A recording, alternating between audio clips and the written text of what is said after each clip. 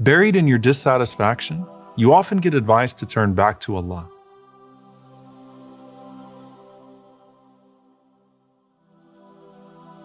Pray to Him, they say.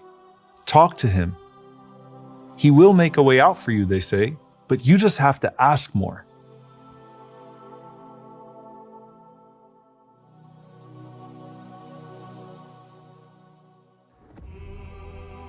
But then when you earnestly sit and pour your heart out, why does it feel sometimes like Allah isn't even listening to you? Why isn't your dua getting answered?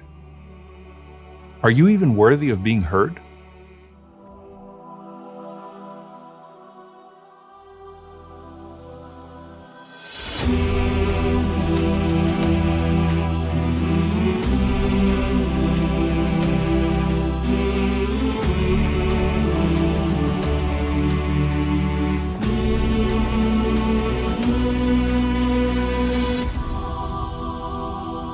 Salman al-Farisi radiallahu ta'ala anhu narrates something beautiful.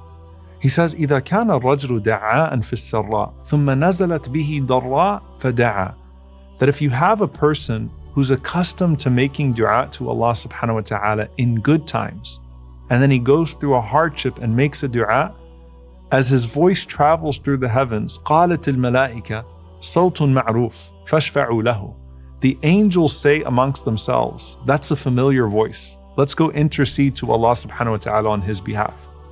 But on the other hand, if a person is not accustomed to making dua in good times, فَنَزَلَتْ بِهِ ضَرَّاء فَدَعَى, and then a hardship visited upon him, and he called out to Allah, قَالَتِ الْمَلَائِكَةِ صَوْتٌ لَيْسَ بِمَعْرُوفٍ وَلَا يَشْفَعُونَ لَهُ. The angels say to themselves, that's not a voice that we usually hear. And so they don't bother to intercede on his behalf.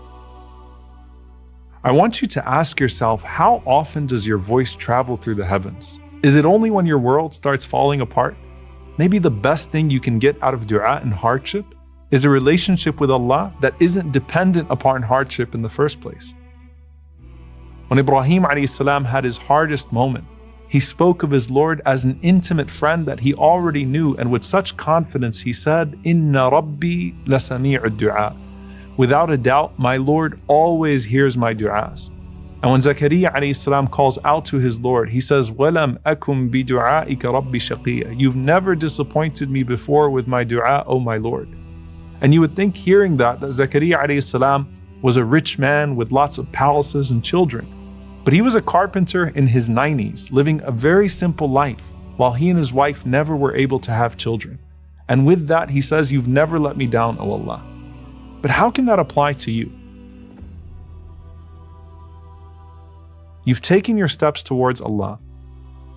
You've made dua with sincere hopes that it's going to be answered. And then you even make changes in your life. You strive harder, but temptation still comes your way. Your old sins seem to keep resurfacing like test after test. Didn't Allah say that one step towards Him will cause Him to come to you with speed? Why does it feel like the temptations are coming at you just as fast? And when you continue to try to not be deflated and make reaching out to Him a part of your regular routine, sometimes your hardships seem to be endless. How is it that some people can still be so optimistic in the face of continuous hardship? Why don't I have that relationship with Allah? The Prophet ﷺ said, "Ad-du'a huwa al-ibadah." Dua is worship, and you can't only worship Allah when times are tough.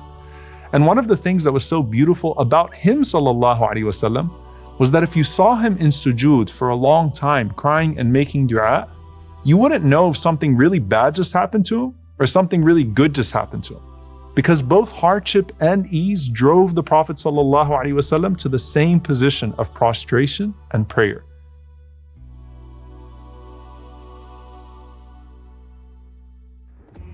But for the rest of us, sometimes Allah prescribes the bitter medicine of hardship so that perhaps we can wake up and perceive the very purpose of our existence. And just like sin can be a catalyst to come back to Allah, hardship can be a catalyst to fall in love with Him. And that relationship with Him is the greatest rizq you can get when calling upon Him. Because before the removal of the hardship itself, we can feel this expansion in our chest as faith is renewed and settled within. But I turned to Allah and made dua to Him. Shouldn't all of my problems actually go away? The Prophet ﷺ said, "Ud'u Allah wa antum muqinuna bil ijaba." Call upon Allah while you are certain in the answer. وَإِذَا سَأَلَكَ عِبَادِي عَنِّي فَإِنِّي قَرِيبٌ.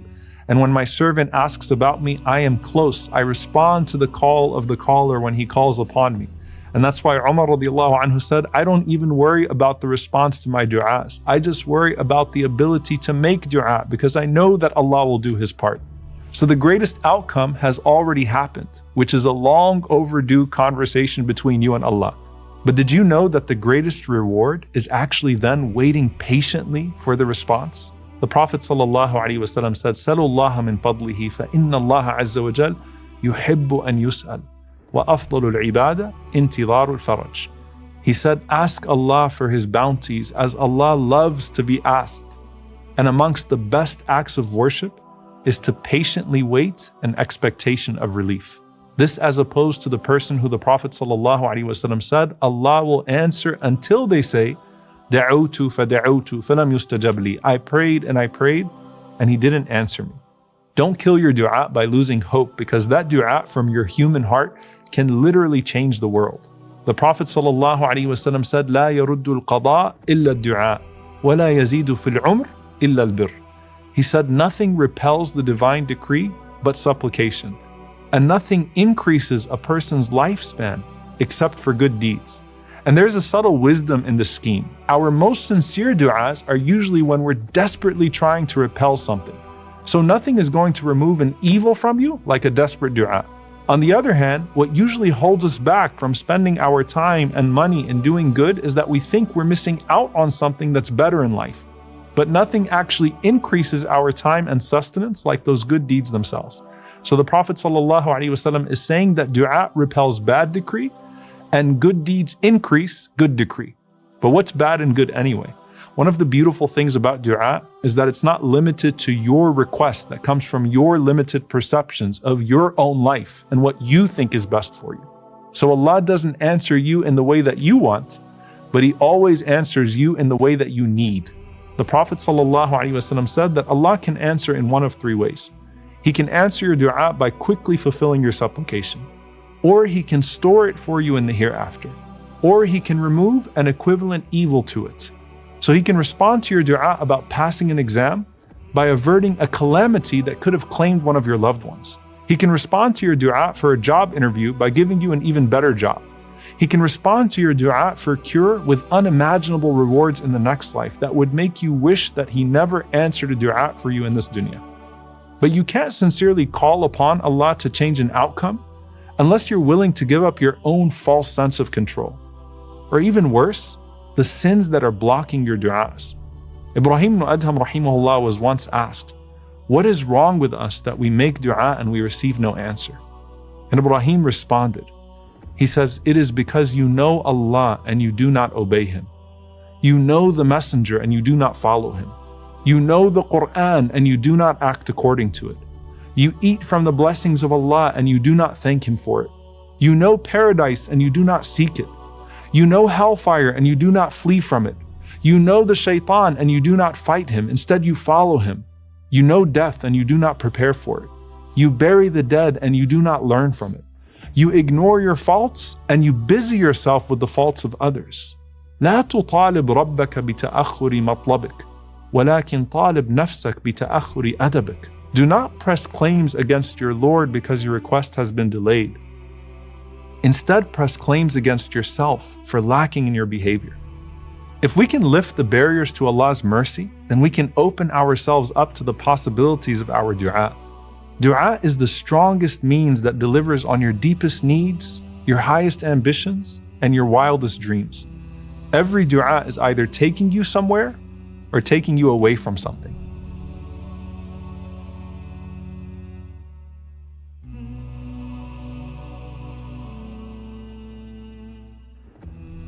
So when you see the people whose struggles seem tougher than yours, and wonder about how they still double down in sincerity.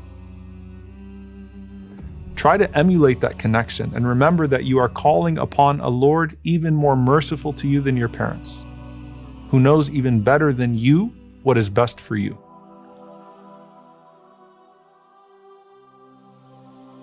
Perhaps what you needed to learn this whole time was patience from the one who was patient with your absent voice. It may be that Allah accepted your prayer even though it came after years of ignoring Him. So accept His decree with you even if it doesn't make sense for years to come. Because if Allah has not heard you call out to Him for so long, how can you be so hasty in demanding His response right now? But just know that He gave you a chance to make dua because He wants to decree in your favor. متى أطلق لسانك بالطلب فاعلم أنه يريد أن يعطيك.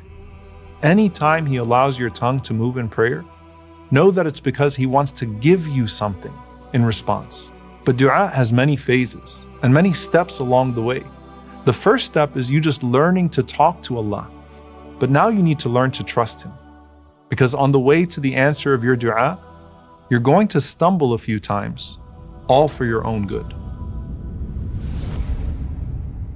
قل لن يصيبنا إلا ما كتب الله لنا هو مولانا وعلى الله فليتوكل المؤمنون